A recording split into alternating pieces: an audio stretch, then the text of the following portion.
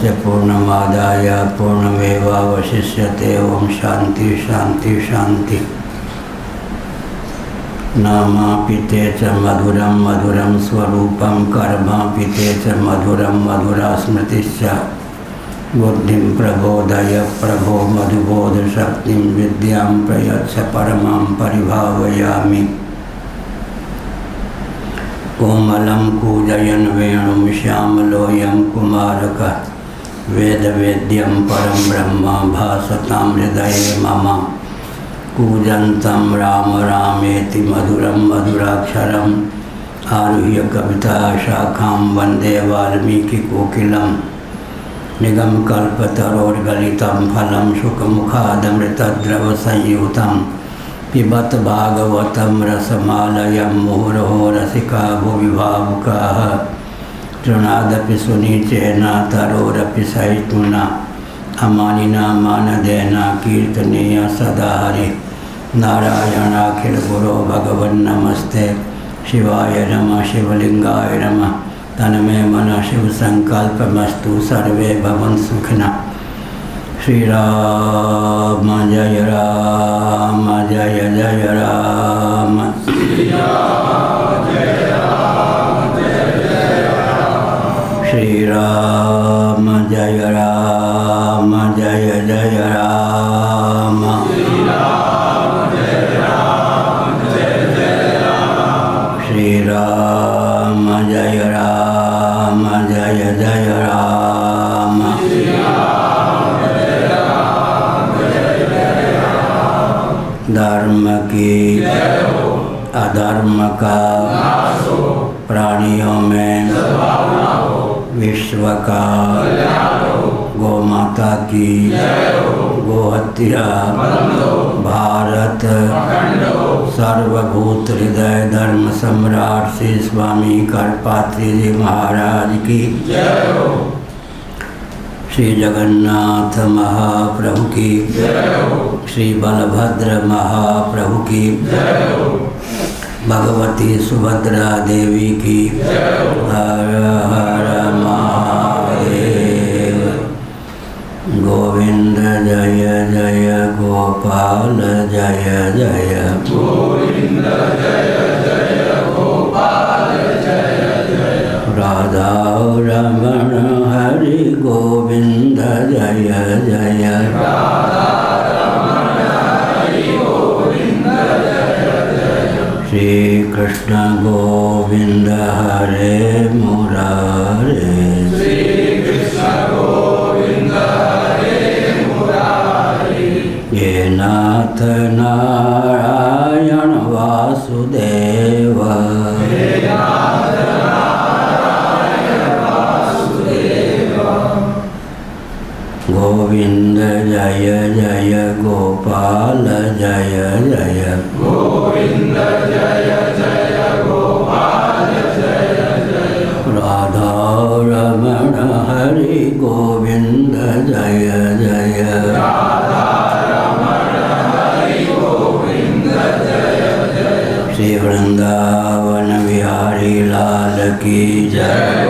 नमो माधव्य शंभो शिव शिव शिव शिव शिव शिव नारायण नारायण नारायण।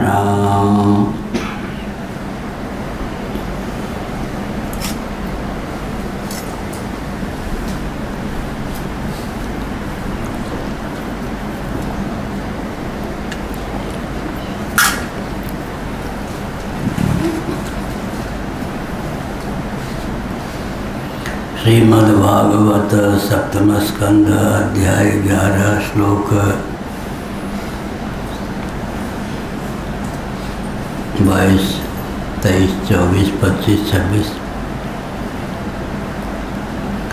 शौर्यं वीर्यं ऋतिस्तेजस्त्याग आत्मजयः क्षमा ब्रह्मण्यता प्रसादश्च रक्षा च क्षत्रलक्षणम्। देवगुरुवर्च्युते भक्तिस्त्रिवर्ग परिपोषणं आस्तिक्यमुद्यमो नित्यं नैपुणं वैश्यलक्षणं शूद्रस्य सन्नति शौचं सेवा स्वामिन्यमायया अमन्त्रयज्ञो ह्यस्त्येयं सत्यं वो विप्ररक्षणम्।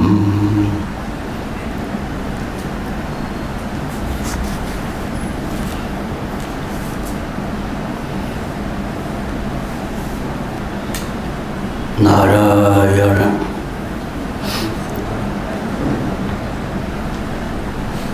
इक्कीसवां समोदमस्तपः शौचं संतोषः क्षान्तिरार्जवं ज्ञानं दयाच्युतात्मत्वं सत्यं च ब्रह्मलक्षणम्।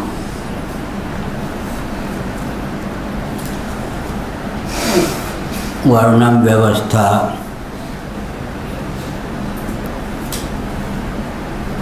और आश्रम व्यवस्था के प्रति अनास्था उत्पन्न की गई है स्वतंत्र भारत में। यही कारण है कि भारत विकास के प्रति दिन प्रतिदिन अपने मूल वैभव से च्युत होता जा रहा है, विनाश के कगार तक पहुंच चुका है।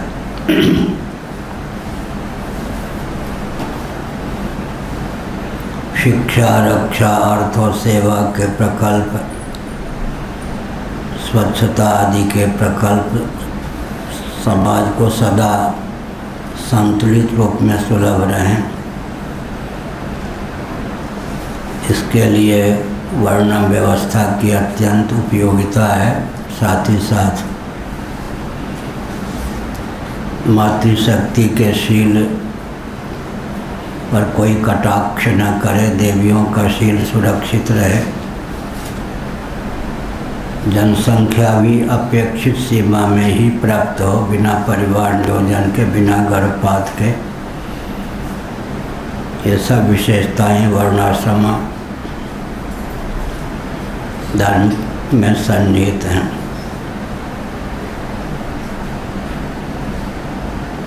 आजकल मैं बल देकर कहता हूँ, जाति धर्मा कुल धर्मा च शाश्वता। भगवद गीता के पहले अध्याय में अर्जुन का यह सैद्धांतिक वचन है। जाति धर्म और कुल धर्म शाश्वत हैं। आगे कहा गया कुल धर्मा सनातना, कुल धर्म सनातन हैं। आजकल विकास के नाम पर जाति धर्म कुल धर्म को विकृत और विलुप्त करने का प्रयास चल रहा है। बार बार समझने की आवश्यकता है, कहने की आवश्यकता है कि हर व्यक्ति की जीविका जन्म से सुरक्षित हो, हर व्यक्ति का जीवन दुर्व्यसन मुक्त हो, हर व्यक्ति के जीवन में वेदादि शास्त्र सम्मत कर्म उपासना ज्ञान के प्रति आस्था हो, तो हर व्यक्ति का समुत्कर्ष सुनिश्चित है। सनातन वर्णाश्रम व्यवस्था की पहचान क्या है, देन क्या है? लौकिक उत्कर्ष, पारलौकिक उत्कर्ष और परमात्मा की प्राप्ति का मार्ग भी प्रशस्त। यतो अभ्युदय निश्चय सिद्धि सधर्मा, वैशेषिक दर्शन दूसरा सूत्र। अभ्युदय निश्चय को ही भोग और मोक्ष कहते हैं। भोग का अर्थ है लौकिक उत्कर्ष, पारलौकिक उत्कर्ष। लौकिक उत्कर्ष भी हो, पारलौकिक उत्कर्ष भी हो और परमात्मा की प्राप्ति का मार्ग भी प्रशस्त हो। यह क्षमता वर्णाश्रम धर्म में सन्निहित है। बिना परिवार नियोजन के, बिना गर्भपात के जनसंख्या संतुलित रहे। ब्राह्मणों की जितनी संख्या होनी चाहिए उतनी संख्या रहे, क्षत्रियों की जितनी संख्या होनी चाहिए स्वभाव से उतनी संख्या रहे, वैश्यों की जितनी संख्या होनी चाहिए स्वभाव से उतनी संख्या रहे, शूद्रों की जितनी संख्या होनी चाहिए स्वभाव से उतनी संख्या रहे। सामान्य नियम यह है कि ब्राह्मण चारों आश्रमों में अधिकृत हैं।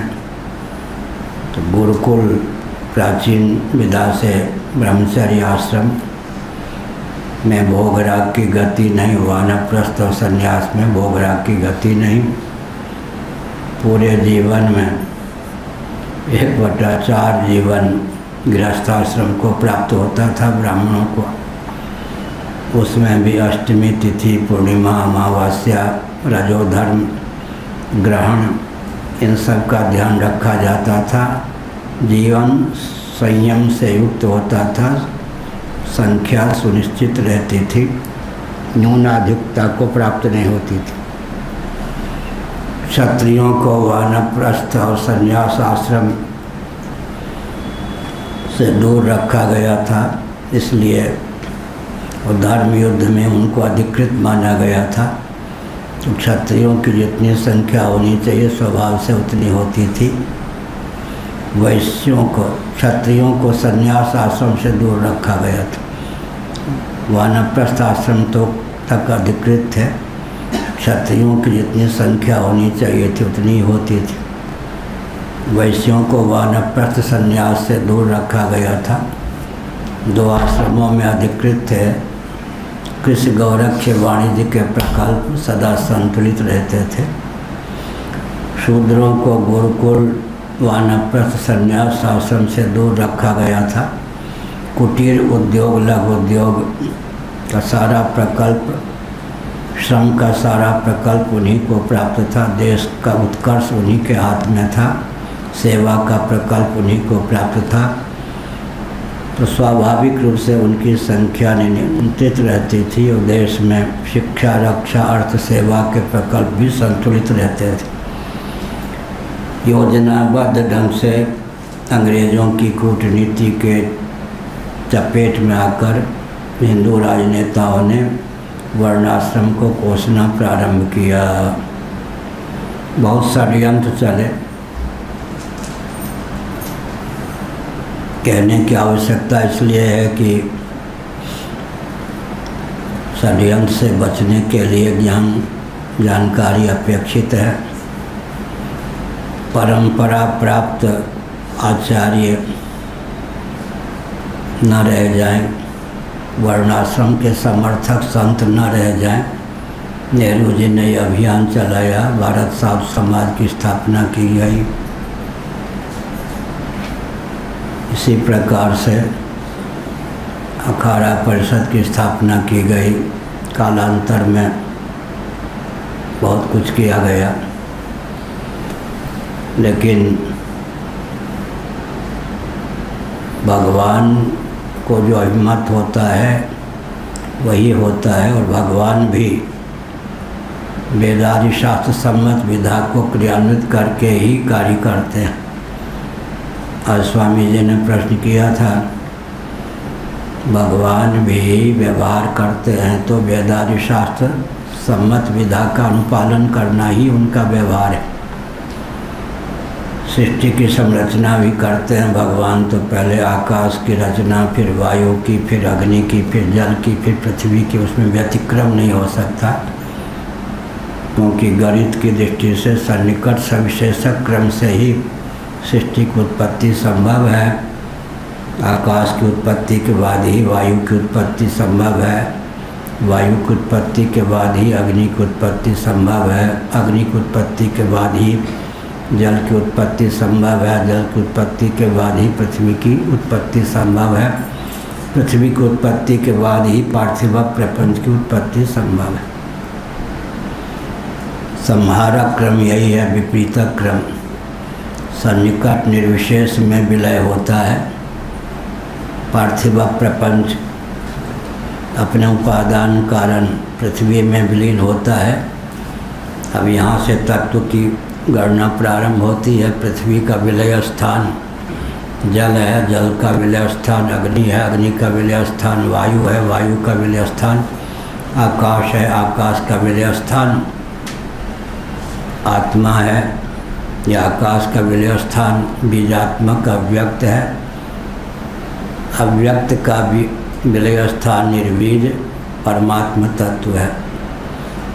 तो गणित की रक्षा, कृषि विज्ञान की रक्षा सृष्टि की उत्पत्ति स्थिति समृद्धि में की जाती है। यहाँ वर्ण धर्म का वर्णन है। ब्राह्मण क्षत्रिय वैश्य शूद्र सब अपने धर्म के प्रति आस्थान्वित हों, एक दूसरे के पूरक हों। ब्राह्मणवाद, क्षत्रियवाद, वैश्यवाद, शूद्रवाद के नाम पर टकराव ना हो, एक दूसरे के पूरक हों। तो बहुत उत्कर्ष हो सकता है। हमारे पूज्य गुरुदेव का वाक्य हमने कई बार यहाँ उद्धृत किया। सनातन धर्म में फल चौरी नहीं है, फल से किसी को वंचित नहीं किया गया। स्वे स्वे कर्मण अभिरता संसिद्धिम लभते नरा स्वकर्मणा तमभ्यर्च्या सिद्धिम विन्दति मानव। जो भी भगवदर्थ अपने कर्म का अनुपालन करता है उसे सिद्धि अवश्य मिलती है। अन्यथा न स सिद्धिमवाप्नोति न सुखम न पराम गतिम। सिद्धि सुख परागति अर्थात अभ्युदय निश्चय से वो च्युत रहता है। लौकिक पारलौकिक उत्कर्ष भी हो, सुख भी प्राप्त हो और अंत में परागति जन्म और मृत्यु के अनादि अजस्र परंपरा का आत्यंतिक उच्छेद भी हो। तो सम दम तप, शौच माने शुद्धि, संतोष शांति, क्षमा का भाव और आर्जव ऋजुता, ज्ञान दया और भगवत परायणता, सत्य, ये ब्रह्म लक्षण है, माने ब्राह्मणों के लक्षण है। यह ब्राह्मणों में इन गुणों का सन्निवेश होना चाहिए। ब्रह्म तत्व की अभिव्यक्ति के सन्निकट ये सब गुण हैं। सत्व गुण के उत्कर्ष से इन दिव्यताओं की प्राप्ति होती है। ब्राह्मणों का जीवन ब्रह्म प्राप्ति के सर्वथा सन्निकट है और होना चाहिए। इसलिए ब्राह्मणों को अप्रमत्त होकर अपने स्वभावशील धर्म की रक्षा का प्रयास करना चाहिए। शौर्यम वीर्यम धृति तेजस त्याग आत्मजय क्षमा ब्रह्मण्यता प्रसादश्च रक्षा च क्षत्र लक्षणम। क्षत्रिय में शौर्य होना चाहिए। वीर्य का अर्थ है पराक्रम होना चाहिए क्षत्रियों में। शौर्य का अर्थ उत्साह भी ले सकते हैं। शौर्य शूरता की पराकाष्ठा होनी चाहिए। शूरता विहीन क्षत्रिय क्या होगा? वीर्य, वीरता पराक्रम से युक्त जीवन होना चाहिए। धृति धैर्य बहुत बढ़िया है। धृति संपन्न जीवन होना चाहिए। नारद परिव्राज को उपनिषद और मनुस्मृति में जो धर्म के 10 लक्षण हैं उनमें धृति धैर्य का पहला स्थान है।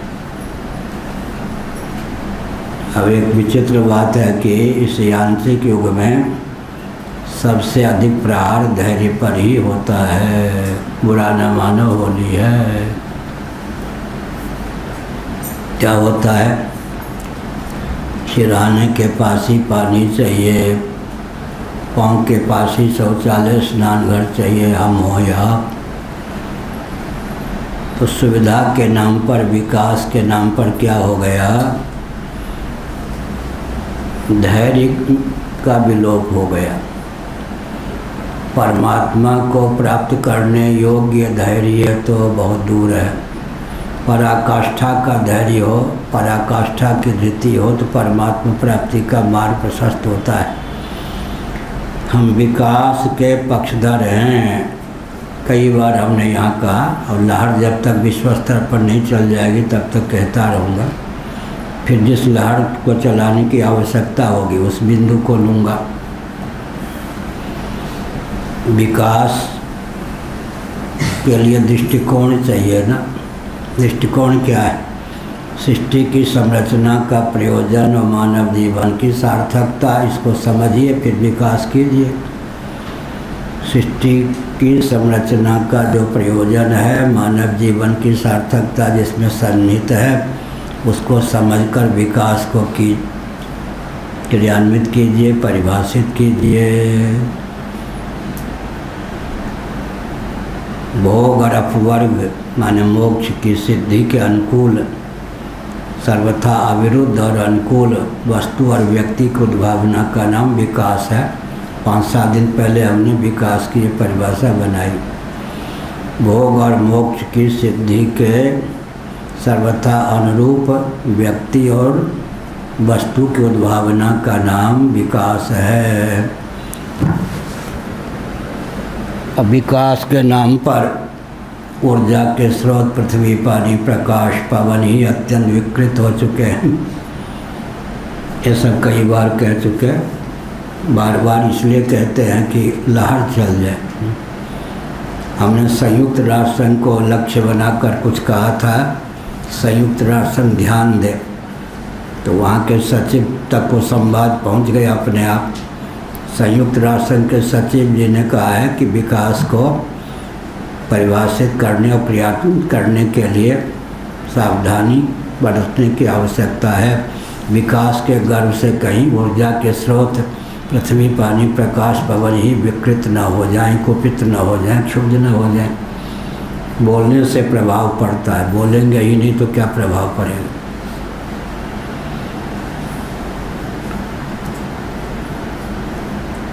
आत्मजय, क्षमा, संयम भी हो जीवन में, क्षमा का भाव भी होना चाहिए। ब्राह्मण्यता, ब्राह्मणों के प्रति आनुगत्य होना चाहिए। वो क्षत्रिय क्या जो ब्राह्मणों से विद्वेष रखे। प्रसादश्च, और जीवन में प्रसाद होना चाहिए। प्रसाद का अर्थ है प्रसन्नता होनी चाहिए।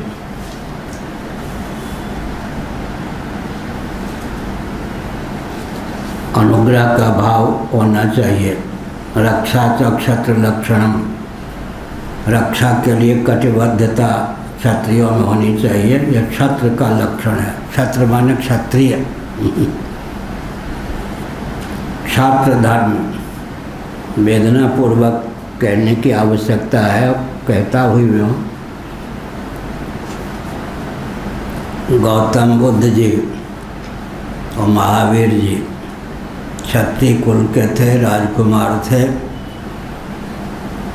छात्र धर्म से आरंभ में ही उपरत हो गए। उसके फलस्वरूप भारत, नेपाल इन देशों में क्या हुआ, रक्षा विभाग शिथिल हो गया और दोनों देश विप्लव के कगार पर पहुंच गए। इसलिए एक विचित्र बात है, अशोक थे और एक अर्जुन थे। अगर भगवान श्री कृष्ण जैसे गुरु, समर्थ, उपदेशक, मार्गदर्शक, सखा अर्जुन को न प्राप्त होते तो अशोक जो बाद में हुए, अशोक उसी मार्ग का अनुगमन अर्जुन पहले करते, अर्जुन ही प्रथम अशोक हो जाते, तब शोक ही शोक हमको प्राप्त होता। अशोक जी को भगवान श्री कृष्ण जैसे मार्गदर्शक का सानिध्य सुलभ नहीं हुआ। अर्जुन उसी मार्ग पर जा रहे थे जिस मार्ग पर कालांतर में अशोक गए। इसलिए नहीं तो विप्लव का वातावरण अर्जुन के समय ही हो गया होता, जो कालांतर में अशोक के कारण हुआ। क्षत्र लक्षण, यह क्षत्रियों का लक्षण कल भी मैंने कहा था। व्यक्ति और समाज को क्षतिग्रस्त होने से बचावे, क्षतिग्रस्त न होने दे, और विशेषकर ब्राह्मणों को बचावे। ब्राह्मण क्षतिग्रस्त न हो, इसका ध्यान क्षत्रियों को रखना ही चाहिए। देव गुरुवच्युते भक्ति श्रीवर्ग परिपोषणम आस्तिक्यमुद्यमो नित्यम नैपुण्यम वैश्य लक्षणम। अब वैश्यों की बात आई।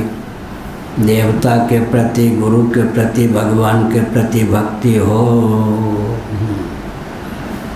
देवता के प्रति भक्ति होनी चाहिए, तब जीवन में दिव्यता आती है। दिव्यता का आधान तो देवाराधन के द्वारा ही संभव है। जो व्यक्ति 24 घंटे में 1.25 घंटे भी भजन नहीं करता, देवाराधन से रहित रहता है, उसके जीवन में कोई दिव्यता का संसार हो ही नहीं सकता। वो अपने लिए और अन्यों के लिए कभी भी उपयोगी नहीं हो सकता है। गुरु हम कहा करते हैं 3 गकार, गुरु गोविंद और ग्रंथ। जब व्यक्ति गुरु गोविंद और ग्रंथ से दूर रहने लगे, समझना चाहिए इसके पतन का मार्ग प्रशस्त हो गया।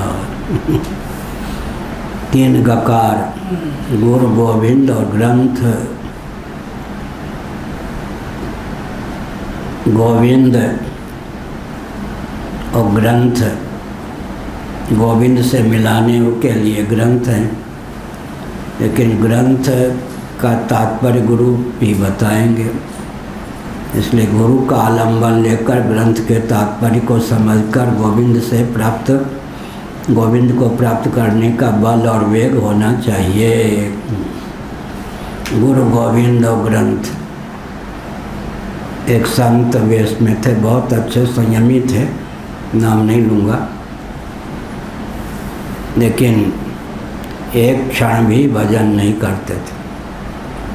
भजन करूँगा तो लोग मुझे भगवान नहीं समझेंगे। एक क्षण भी कोई ग्रंथ का अध्ययन अनुशीलन नहीं करते थे। कभी उन्होंने जो पढ़ा होगा वही प्रवचन में बोल देते थे। हमारे पूज्य गुरुदेव 3 बार स्नान करते थे, 3 बार पूजन करते थे। भगवान सूर्य का एक एक नाम लेकर दंडवत सहित उनको जल देते थे, गदगद होते थे। कभी भी गुरु गोविंद और ग्रंथ से उपरामता न हो। जो गुरु घंटाल होते हैं उनमें तीनों योग्यता होती है। गुरु से भी मुक्ता, गोविंद से भी मुक्ता और ग्रंथ से भी मुक्ता। सिद्ध होकर घूमते हैं क्या? स्वयं तो गुरु हो जाते हैं, लेकिन स्वयं को गुरु से दूर रखते हैं, और गुरु के साथ साथ ग्रंथ से दूर रखते हैं, गोविंद से भी दूर रखते हैं। अगर कोई व्यक्ति गुरु गोविंद ग्रंथ से दूरी बनाने की भावना रखता है तो समझना चाहिए कि पतन का मार्ग प्रशस्त हो गया। ये तीनों क्या, गुरु गोविंद और ग्रंथ दूर रखने योग्य नहीं है, और इनसे दूर रहना उचित भी नहीं है। इसलिए ये देव गुरुवच्युते भक्ति त्रिवर्ग परिपोषणम। त्रिवर्ग का परिपोषण माने अर्थ, धर्म और काम, इन तीनों पुरुषार्थों की रक्षा करना। अब ये कितनी विचित्र बात। ऐसा नहीं कि मोक्ष के नाम पर अर्थ, धर्म और काम 3 पुरुषार्थों को विकृत कर दें या विलुप्त कर दें। समाज को ये तीनों पुरुषार्थ प्राप्त रहें, अर्थ, धर्म और काम, तब मोक्ष का मार्ग प्रशस्त होगा। अर्थ का अर्थ क्या होता है? भोग्य सामग्री का नाम अर्थ है, और भोग्य सामग्री के सेवन से जो देहेंद्रीय प्राणांतकरण को पोषण प्राप्त होता है, और अंत में जो हृदय में शांति की अभिव्यक्ति होती है, उसी का नाम काम है। कई बार मैंने कहा, प्यास लगने पर पानी पीते हैं, पानी का नाम हो गया अर्थ। पानी पीने पर जो देहेंद्रीय प्राणांतकरण की पुष्टि होती है और अंत में तृप्ति होती है, उसी का नाम है काम। भूख लगने पर भोजन करते हैं, भोजन का नाम ही हो गया अर्थ। भोजन करने से भूख की निवृत्ति, देहेंद्रीय प्राणांतकरण की पुष्टि और तृप्ति, इसी का नाम हुआ काम। धर्मा विरुद्धो भूतेषु कामोऽस्मि भर्तर्षभ। विरक्त भी तो इस प्रकार के काम का सेवन करेंगे ही। स्त्री का सेवन ही काम नहीं है, काम पुरुषार्थ सबके जीवन में चरितार्थ। सन्यासी के जीवन में भी अर्थ और काम है पारिभाषिक। भोग्य सामग्री का नाम है अर्थ, उसके सेवन से जो पुष्टि और तृप्ति की प्राप्ति होती है उसका नाम है काम। ये हुआ। और धर्म क्या है? अर्थोपार्जन और विषयोपभोग की वो विधा जो विषय किंकरता से मुक्त रखे और मोक्ष का मार्ग प्रशस्त करे, उसका नाम है धर्म। धर्म को परिभाषित किया क्या? धर्म के ऊपर कोई 1 करोड़ पृष्ठों का ग्रंथ भी हो तो सबका सारांश यही निकलेगा। अर्थ का अर्थ क्या हुआ? अर्थ का अर्थ भोग्य सामग्री का नाम है अर्थ।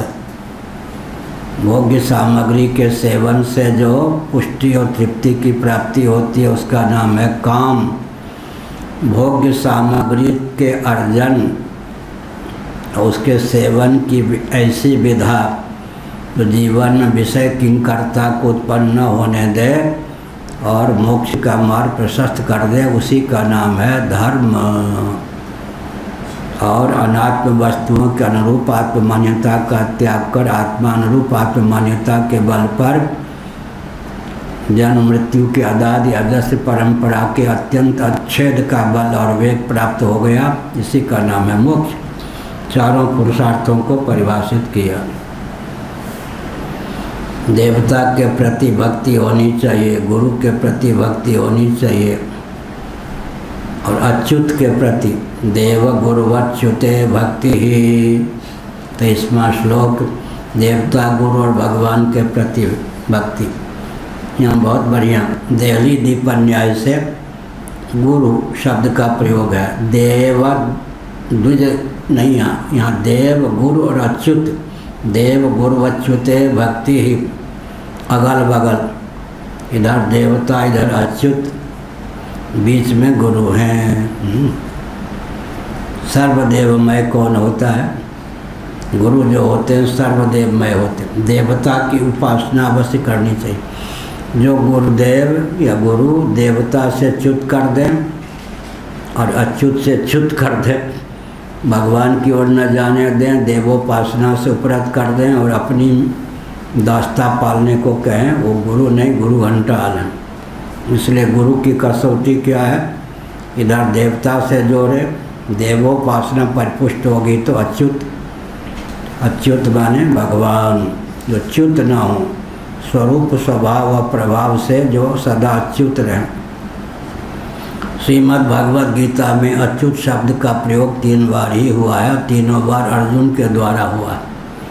सेनयोर वयोर मध्य रथम स्थापय में अच्युता कहकर अर्जुन ने वाणी को प्रकट किया। अच्युत कहकर ही अर्जुन बोले। नष्टो मोह स्मृतिर्लब्धात्मत् प्रसादान मया अच्युत। अच्युत कहकर ही वाणी को विराम दिया। एकोथवाप्यच्युत कहकर बीच में 3 ही बार अच्युत शब्द का प्रयोग है गीता में। अर्जुन के द्वारा ही एक स्वचक्षु प्राप्त अर्जुन, एक दिव्य चक्षु प्राप्त अर्जुन, एक ज्ञान चक्षु प्राप्त अर्जुन। स्वचक्षु प्राप्त अर्जुन ने कहा सेनयोर भयोर मध्य रथम स्थापय में अच्युत। भगवान श्री कृष्ण के बोलचाल का नाम अच्युत नहीं था, कृष्ण था, गोविंद था, यह सब अच्युत। और दिव्य चक्षु प्राप्त हो जाने पर अर्जुन ने कहा एकोथवाप्यच्युत, हे अच्युत। और अंत में ज्ञान चक्षु प्राप्त अर्जुन ने अपनी वाणी को विराम दिया। अच्युत कहकर क्या कहा? नष्टो मोह स्मृतिर्लब्धा त्वत्प्रसादान मया अच्युता। हे अच्युत, अच्युत शब्द अच्युत अनंत गोविंद, हे अच्युत, हे अनंत, हे गोविंद, हे अच्युत, हे अनंत, हे गोविंद। अच्युत अनंत गोविंद। धन्वंतर जी का कथन है जो भगवान के 3 नाम अच्युत अनंत गोविंद का स्मरण करता है, का संकीर्तन करता है, सब प्रकार की व्याधियों से मुक्त होता है, सब प्रकार के सुमंगल को प्राप्त होता है। हे अच्युत, हे अनंत, हे गोविंद। हमारे यहाँ प्रसाद पाते के पहले इस प्रकार कीर्तन अपने आप करते हैं लोग। हे अच्युत, हे अनंत, हे गोविंद। देवक गुरुवच्युत भक्ति ही, देवताओं के प्रति भक्ति होनी चाहिए। देव पितर सब पेट भीतर, ऐसी कहावत चरितार्थ नहीं करनी चाहिए। देवस्थान, ये जो हमारे मठ मंदिर हैं, देवस्थान हैं मठ मंदिर, इसलिए देवता हमारे ये क्या हैं? रक्षा के केंद्र हैं, किले हैं। देव गुरु अच्युत में भक्ति होनी चाहिए। अच्युत अपने स्वरूप स्वभाव प्रभाव से कभी स्खलित न होने वाले भगवान का नाम अच्युत। त्रिवर्ग परिपोषणम, अर्थ धर्म और काम, इन तीनों पुरुषार्थों का परिपोषण होना चाहिए। त्रिवर्ग परिपोषण, तीनों वर्ग।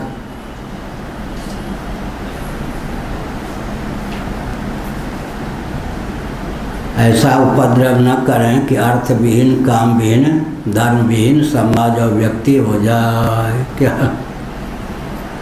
त्रिवर्ग परिपोषणम, धर्म न अर्थ न काम रुचि गति न चाहो निर्वाण, जन्म जन्म रति राम पद यह वरदान आन। यहाँ निंदा का तात्पर्य निंद की निंदा में नहीं है, विदिष्ट अर्थ की प्राप्ति में है। भगवत भक्ति की प्रशंसा में तात्पर्य। इसलिए त्रिवर्ग परिपोषणम, शासक को चाहिए ध्यान रखे कि उसके शासन काल में कहीं धर्म का विलोप तो नहीं हो रहा है, धर्म के प्रति उसकी गतिविधि से अनास्था तो उत्पन्न नहीं हो रही है, अर्थ का विलोप तो नहीं हो रहा है, दाने दाने के लोग तरस तो नहीं रहे हैं, और काम का विलोप तो नहीं हो रहा है। काम का अर्थ मैंने बता दिया।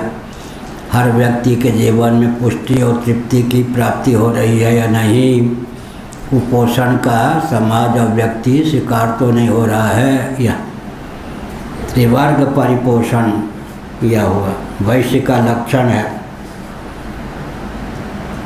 त्रिवर्ग परिपोषण, धर्म अर्थ काम तीनों वर्ग का परिपोषण करना। वैश्य के चलते या 27 पीढ़ी के लिए धन इकट्ठा करने का व्यामोह छोड़कर 27 व्यक्ति को कम से कम स्वावलंबी बनावे। क्या 10 पीढ़ी के लिए धन बटोरेंगे, बेटे पोते सब शराबी कबाबी होंगे, धन का दुरुपयोग कर देंगे।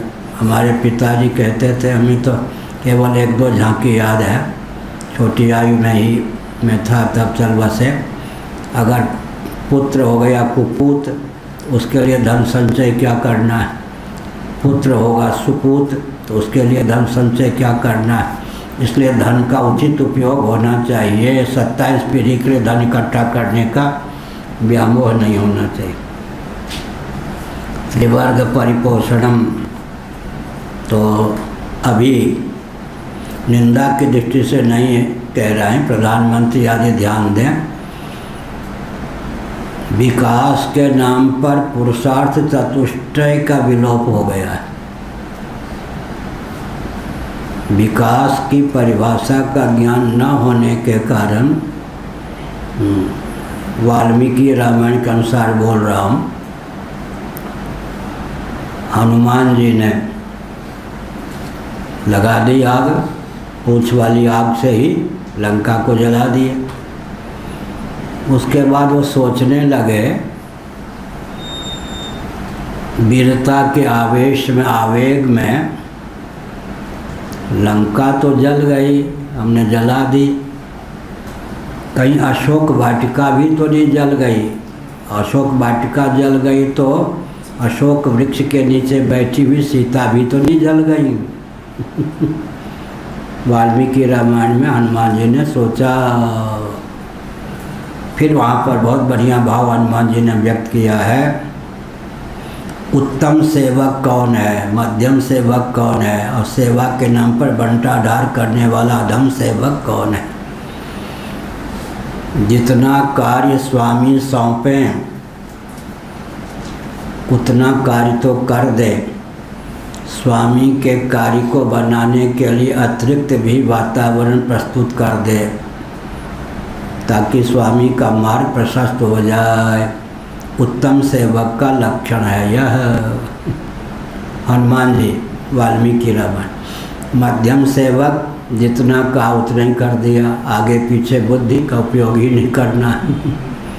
निकृष्ट सेवक कौन हुआ?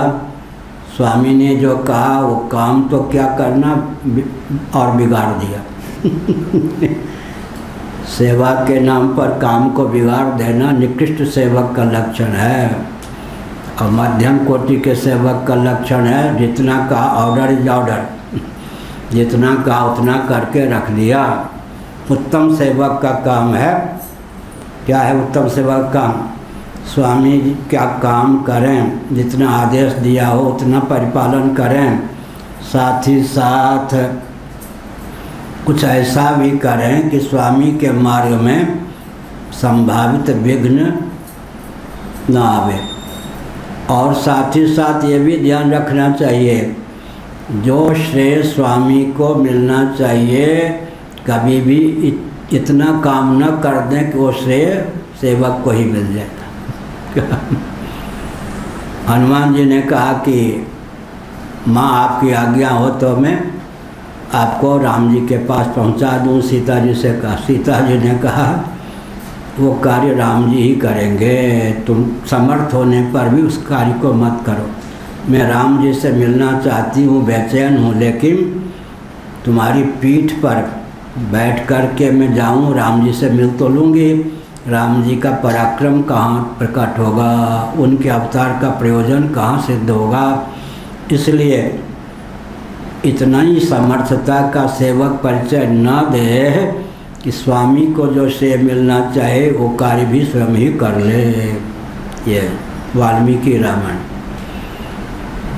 उत्तम सेवक कौन हुआ?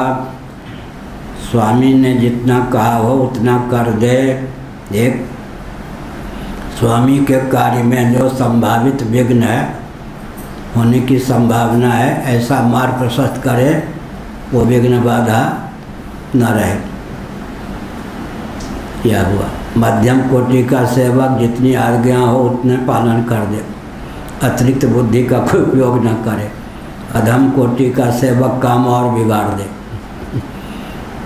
लेकिन उत्तम कोटि का सेवक भी ध्यान रखे ऐसा कार्य न कर दे जो श्रेय स्वामी को मिलना चाहिए वो स्वामी को न मिलकर उसी को मिल जाए। समर्थ होने पर भी इतनी समर्थता का परिचय न दे।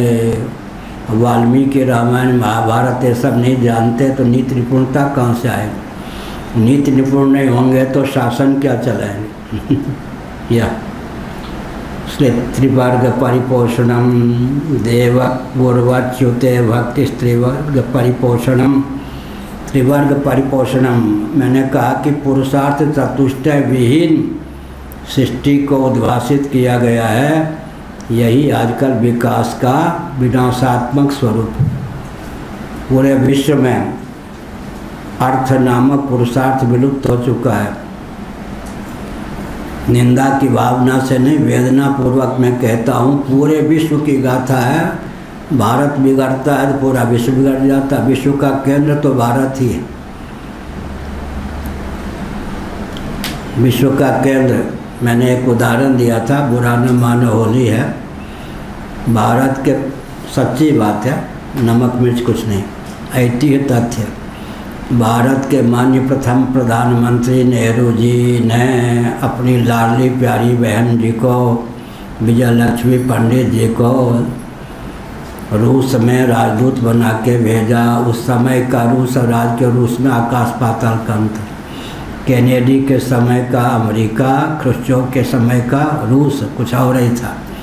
खृश्चोव को कहाँ कर दिया का आज तक पता नहीं। जीवित तो क्या होंगे पर कहाँ ले जाके क्या कर दिया कुछ किसी को पता नहीं। तो कौन पहुंच गई? विजय लक्ष्मी पंडित क्या पहुंच गई? राजदूत बन के कहाँ? रूस। विजय लक्ष्मी पंडित जी ने रूस के राष्ट्रपति से मिलने की भावना व्यक्त की। रूस के राष्ट्रपति ने कहा, भारत की और पंडित घराने की माने जाने वाली उस महिला से मैं बात नहीं करना चाहता जो अंग्रेजी कट बाल रखे हुए। सच्ची घटना। भारत का मस्तक झुक गया तो नेहरू जी लज्जित हुए और विजय लक्ष्मी पंडित को भारत बुला लिया गया और साफा बांधने वाले सर्वपल्ली डॉक्टर राधाकृष्णन जी को राजदूत बनाकर भेजा गया। चीन कम्युनिज्म की धारा में बहता है, लेकिन कदाचित आप चीन पहुंच जाओ, चीन में आपसे पूछा जाएगा रामायण कुछ जानते हो, गीता जानते हो? कम्युनिज्म की धारा में बहने वाला देश भी भारतीयों से गीता रामायण की गाथा सुनना चाहता है। ऋग्वेद आदि के बारे में कुछ जानते या नहीं, वो भारतीयों से यह अपेक्षा नहीं रखता। 9 महीने तक कोरोना के अवसर पर हमने यांत्रिक विधा से विश्व स्तर की संगोष्ठी की। हाँ, ये गोष्ठी हो रही है। कर्ण पिशाची सबके पास। मोबाइल का नाम हमने रखा कर्ण पिशाची। तो क्या हुआ, क्या कह रहे थे? कर्ण पिशाची कांड आ गए। कोरोना काल में कोरोना काल में 9 महीने यांत्रिक विधा से विश्व में 204 देश हैं, तो 204 प्रतिनिधियों ने अपना भाव व्यक्त किया। हमने सबको सुना। 53 देश के लगभग प्रतिनिधि बोले। पीसी झा जी, स्वामी जी और निकेश जी आदि महानुभावों ने कार्यक्रम का आयोजन किया था। मॉरिशस आदि के वक्ताओं ने जो भाव व्यक्त किया, उससे यही निष्कर्ष निकला कि भारत यदि अपने को पहचान कर जिस मार्ग पर भारत को चलना चाहिए उस मार्ग पर चले, भारत अपने अनुकूल अपनी छवि को व्यक्त करे, तो 1 वर्ष की अवधि में विश्व के लगभग 15 देश हिंदू राष्ट्र हो जाएं। भारत की धर्मनिरपेक्षता, भारत में सेकुलरिज्म से पूरा विश्व व्यथित है। जो भी विचारक है, भारत को धर्मनिरपेक्ष देखना कोई भी पसंद नहीं करता। मैं पैंट पहन के घूमूँ, पैजामा पहन के घूमूँ, कोई पसंद करेगा क्या? टाई लगा के घूमूँ, कोई पसंद करेगा क्या? इसका मतलब क्या? हमको कोई टाई में पैंट में देखना चाहेगा? हम तो जिस रूप में होते हैं उस रूप में हमको देखना चाहेगा। इसलिए कहा भारत की दिशाहीनता विकास नहीं है, पूरे विश्व के विकास में अवरोधक। इसलिए भारत को तो भारत के अनुकूल ही विकसित करने की आवश्यकता है, यह कहा। इसका अर्थ क्या हुआ? पुरुषार्थ चतुष्टय विहीन विश्व को ख्यापित किया गया है विकास के नाम पर। धर्म का विलोप कर दिया गया। बीज रूप में तो रहना ही है। अर्थ नामक पुरुषार्थ लुप्त हो गया। विश्व पूरा कंगाल है, अमेरिका भी कंगाल। अंदर की पोल पट्टी है कि अमेरिका कोई समृद्ध नहीं, वो भी कंगाली से जूझ रहा है। काम नामक पुरुषार्थ भी विलुप्त हो गया। धर्मा विरुद्ध भूतेषु कामो स्मर्त सब। मोक्ष की तो गाथा क्या? विकास के नाम पर धर्म विहीन, अर्थ विहीन, काम विहीन, मोक्ष विहीन व्यक्ति और समाज की विश्व की संरचना की गई है। यह विकास विस्फोट कर देगा। महायंत्रों के माध्यम से जब विकास होगा तो विस्फोट होगा ही। क्या? महायंत्र प्रवर्तनम, मनुस्मृति 1163। महायंत्रों के प्रवर्तन पर प्रतिबंध रहना चाहिए, शासन तंत्र का दायित्व है। हमने कई बार कहा, 6 तक होता है क्या? 6 बज गया। हमने कई बार कहा अप्राप्त का प्रतिषेध नहीं होता। मनुस्मृति की रचना के समय अगर उस समय के मनीषी लोग महायंत्रों के आविष्कार में समर्थ नहीं थे तो महायंत्र प्रवर्तनम कहकर प्रतिबंध क्यों लगाया गया? महायंत्र प्रवर्तनम, महायंत्रों का प्रचुर आविष्कार और प्रयोग होने पर होता क्या है जी?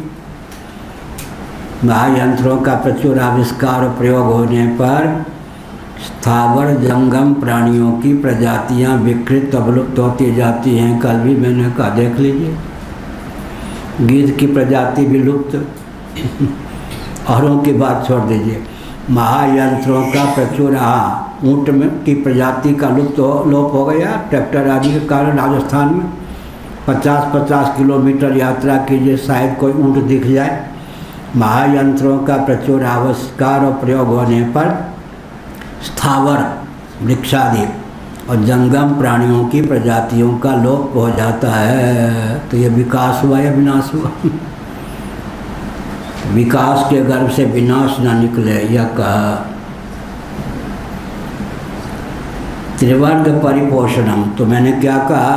धर्म विहीन पूरा विश्व हो गया। बीज की रक्षा होती है, व्यक्ति विशेष रह गए।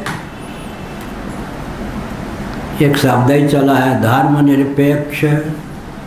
बाल ठाकरे जी, नाराज नहीं होना जहाँ भी हैं आप। हिंदू धर्म नहीं, विचारधारा है। अरे धर्म सबसे भी चिढ़े। हिंदू धर्म नहीं, हिंदू विचारधारा लो। धर्म सबसे भी चिढ़े इन लोगों को। हिंदू विचारधारा है, हिंदू धर्म नहीं हो गया ना, धर्म से चिढ़े। धर्म विहीन, अर्थ विहीन। अब आप कहेंगे, कोई कहेगा, मेरी प्रशंसा मत समझिए, आप तो बाबा हैं, अर्थ क्या जाने। और आपके यहाँ अर्थ तो है भी नहीं। कोई कर्जदार नहीं है, भीख नहीं मांगते, उचित ढंग से चलता है। कोई दीनता नहीं, कोई दरिद्रता नहीं, कोई कुछ नहीं। लेकिन विश्व बैंक ने 5 मई 1999 को अपनी सारी अर्थ संबंधी गुत्थी हमारे पास दिल्ली में आके सुलझाई। उस समय तो कोई प्रचार प्रसार भी नहीं था। वो लोग कितने टोही होते हैं। विश्व बैंक को कैसे पता लग गया कि अर्थशास्त्र भी मैं जानता हूँ। जितनी गुत्थियाँ थी विश्व बैंक की, बहुत विदुषी महिला को भेजा मेरे पास 5 मई 1999 को। और विश्व बैंक ने 2 घंटे तक उस महिला ने हमसे प्रश्न किया, उत्तर प्राप्त किया, अपनी सारी अर्थ संबंधी गुत्थियों को सुलझा ली। पूरे विश्व की गाथा ये है, धर्म विहीन, अर्थ विहीन, काम विहीन, मोक्ष विहीन विकास के नाम पर पूरे विश्व को ढाल दिया गया है। ये विकास है या विनाश है? अंधी पीसे कुत्ती खाए की कहावत चरितार्थ है। इसलिए ईमानदार राजनेता भी बंटाढार ही कर सकते हैं। बेईमान की तो बात ही क्या है, बेईमान तो बेईमान ही होते। क्यों? विकास की परिभाषा ही नहीं मालूम है, तो क्रियान्वयन जो करेंगे उसके घर से विनाश निकलेगा ही। त्रिवर्ग परिपोषणम, मोक्ष की बात तो थोड़ी देर के लिए छोड़ दें। धर्म का विलोप कर दिया इन लोगों ने, अर्थ का विलोप कर दिया इन लोगों ने, काम का विलोप कर दिया इन लोगों ने। इन लोगों ने विलोप किया तो हमारा दायित्व और बढ़ गया या नहीं? हमारा दायित्व क्या बढ़ गया? हम आलोचना करके प्रसन्न होंगे क्या? निंदा करके प्रसन्न होंगे क्या? हमारा स्वभाव नहीं। एक छोटी सी स्मृति है, छोटा सा संस्मरण है, बहुत बढ़िया। एक हिमालय में महात्मा रहते थे, आत्मानंद जी, ऋषिकेश की बात। वो मालवीय जी का जो विश्वविद्यालय, हिंदू विश्वविद्यालय के प्रथम बैच के स्नातक, भूमिहार कुल के थे। वो बड़े विकट व्यावहारिक नहीं थे, लेकिन बाबा थे। एडवोकेट रहे थे पटना हाई कोर्ट में। उस समय 52 रुपये घंटा फीस लेते थे उस समय, जब वो वकालत करते होंगे तब। किसी कारण अच्छे ढंग से बिना विवाह के ही बाबा हो गए ऋषिकेश में। मैं कोई उनका शिष्य नहीं था, लेकिन मैं भी उसी आश्रम में रहता था, मोक्ष आश्रम में। वो हिंदी की अपेक्षा अंग्रेजी अखबार पढ़ना पसंद करते थे। हिंदी का उतना परिष्कृत ज्ञान नहीं था। कहते थे किवाड़ में 7 बजे से पहले अपने किवाड़ नहीं खोलते थे। नीचे जो छेद होते हैं ना, समाचार पत्र अखबार ऐसे खिसका देना और 7 बजे मैं किवाड़ खोलूँगा तो आके मिलना। हमने कहा अच्छी बात है। हम गए 5 बजे, हमने ऐसे खिसका दिया समाचार पत्र, पढ़ लिया होगा। 7 बजे मैं गया, जब किवाड़ उनका खोला, खड़ा रहा, खड़ा। आध घंटे गालियाँ दी। मैं तो किसी को गाली नहीं देता। अरे राम, हम एक महात्मा को समझते थे, उनसे हमने 2.5 साल पढ़ा। वृंदावन की बात है, ये गाली नहीं देते। एक बार जब मैं गया, वो किसी और को पढ़ा रहे थे, मुझे पढ़ा। उसके बाद में तो ये पढ़ाते समय इतनी गालियाँ दें तो हम लोगों को, हमने सोचा हो 2.5 साल तक कितने धैर्य का इन्होंने परिचय दिया। हमको तो एक बार गाली देते तो हम कभी पढ़ने भी नहीं जाते। तो इन्होंने कितना संयम किया, हमें तो आंसू आ गया। ये तो बात में पढ़ने वालों को गाली देते हैं। 2.5 साल तक हमको एक भी गाली नहीं दी। कितना इनका तप हुआ होगा। खड़ा रहा। अब आध घंटे तक बकबक बोलते जाएं, क्या क्या बोलते जाएं। तुमको फांसी की सज़ा मिलनी चाहिए, जेल मिलना चाहिए। अब जब बोलते बोलते थक गए, 70 साल के रहे होंगे, तो हमने कहा मुझे मालूम नहीं कि मुझसे अपराध क्या हुआ। लगभग आध घंटे आपने क्या क्या कहा। अपराध वो अंग्रेजी के अखबार में एक पैरा प्रथम पृष्ठ के पढ़ के सुना दिया, ये अपराध हुआ तुझसे। मैंने कहा इस नेता का, जिस नेता के वक्तव्य पर आप चिढ़े हुए हैं, उस नेता का नाम भी मैंने सुना नहीं। मैं वो नेता नहीं हूँ। फिर आध घंटे गाली दी। मुझे कुछ समझ में नहीं आया। नेता कोई और है, उसने कुछ ऐसा वक्तव्य दिया जो उनको पसंद नहीं। अब मैं कोई और हूँ। ये जानते भी हैं उस नेता से, तो इनका कोई परिचय नहीं, केवल नाम ही जानते होंगे। मैं तो नाम भी नहीं जानता। हमने कहा हमसे अपराध क्या हुआ, वो नेता मैं नहीं हूँ। फिर आध घंटे गाली दी। बाद में क्या कहे, तुमको मैं महान बनाना चाहता हूँ। हमने कहा क्या भूल हुई मुझसे। भारत में रहता है, एक व्यक्ति भी अपराधी है, वो पटांग काम करता है, इतना धैर्य रख कि मैं अपराधी हूँ तो महान बनेगा। हमने कहा बहुत ऊँची बात। क्या तो इसका अर्थ क्या, उससे हमको लाभ क्या हुआ। लाभ हुआ कि पूरे देश में कहीं कोई गड़बड़ी है तो आस्थापूर्वक चावभावपूर्वक मैं आलोचना नहीं कर सकता। मुझसे कोई पूछ दे आप भी तो इस देश में हैं और शंकराचार्य के पद पर हैं, ब्राह्मण हैं, दंडी स्वामी हैं, धर्म सम्राट कटपाती जमात के शिष्य हैं, आदि शंकराचार्य की परंपरा में 145वें स्थान पर प्रतिष्ठित हैं। आपका दायित्व बनता है जहाँ कोई गड़बड़ी है दूर कीजिए। तो हम क्या उत्तर देंगे। इसलिए लेकिन हमने संकेत किया कि भारत को ढंग से बनाया गया है पूरे विश्व को, लेकिन भारत को लेकर वेदना यह है कि पूरे विश्व का यह हृदय है धर्म नामक पुरुषार्थ का लोप कर दिया, अर्थ के नाम पर कंगाली की पराकाष्ठा कर दी, काम के नाम पर काम पिशाच पल गया, मोक्ष की तो चर्चा ही रह गई। इसका मतलब धर्म विहीन, अर्थ विहीन, काम विहीन, मोक्ष विहीन भारत को बनाकर विकास हुआ या विनाश हुआ। इसलिए विकास को समझने की आवश्यकता है, परिभाषित करके क्रियान्वित करने की आवश्यकता है। अंत में इस समय व्यामोह क्या चल रहा है, चाहे आदित्यनाथ योगी जी हो चाहे मोदी जी हो, सब मेरे लाडले प्यारे परिचित हैं। और कोरोना के पहले तो साल में 1-2 बार आदित्यनाथ जी अवश्य आते थे मिलने, 30 वर्षों से परिचय भी है। मोदी जी भी गुप्त या प्रकट प्रवचन को सुनते ही हैं, हमको मालूम है अच्छी तरह से। लेकिन अभी स्थिति क्या है, व्यासपीठ धर्माचार्य राजनेता से, प्रधानमंत्री से, मुख्यमंत्री से उत्कृष्ट होते हैं। व्यास गद्दी राजगद्दी से उत्कृष्ट होती है। यह सिद्ध न हो पावे। यह व्यामोह आदित्यनाथ योगी में भी है और मोदी जी में। निंदा के दृष्टि नहीं कह रहा हूँ। धार्मिक क्षेत्र का प्रभुत्व नेतृत्व भी मेरे ही हाथ में बने रहे। एक के पास भगवा कपड़ा है, एक के पास दाढ़ी है, दोनों सूचन है। क्या धार्मिक क्षेत्र का आध्यात्मिक क्षेत्र का नेतृत्व भी हमारे पास ही रहे। परंपरा प्राप्त कोई संत के पास ना जाए, धर्माचार्य के पास ना जाए। जबकि राम जी भगवान के अवतार थे, वशिष्ठ जी की उपयोगिता समझते थे।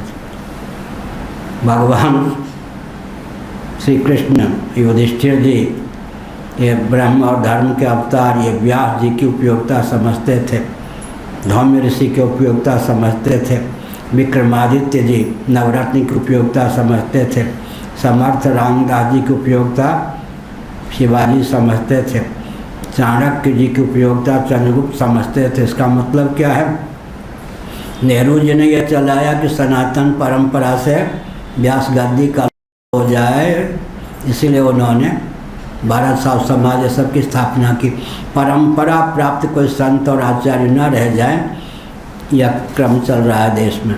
लेकिन इतनी सुदृढ़ परंपरा है। कई बार मैंने कहा इस कल्प में, याद रखना खुटिया जी, 1,97,29,49,122 वर्षों की हम लोगों की गुरु परंपरा है।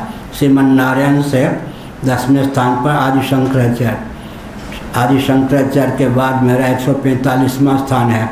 श्रीमन नारायण से 155वां स्थान है। केवल 155 वर्ष कितने बीत गए? 1,97,29,49,122 वर्षों की इस कल्प में हमारी गुरु परंपरा है। कोई प्रधानमंत्री, मुख्यमंत्री, नक्सलवादी ये सब आकर फूक मार के उड़ा दे, संभव है क्या? 70 वर्ष, 75 वर्ष, 80 वर्ष, 100 वर्ष की परंपरा वाले जो राजनीतिक दल वाले हैं, इनमें क्षमता है कि इस कल्प में 1,97,29,49,122 वर्षों की वेदादि शास्त्र सम्मत हमारी परंपरा है। इसको फूक मार के उड़ा दे क्या?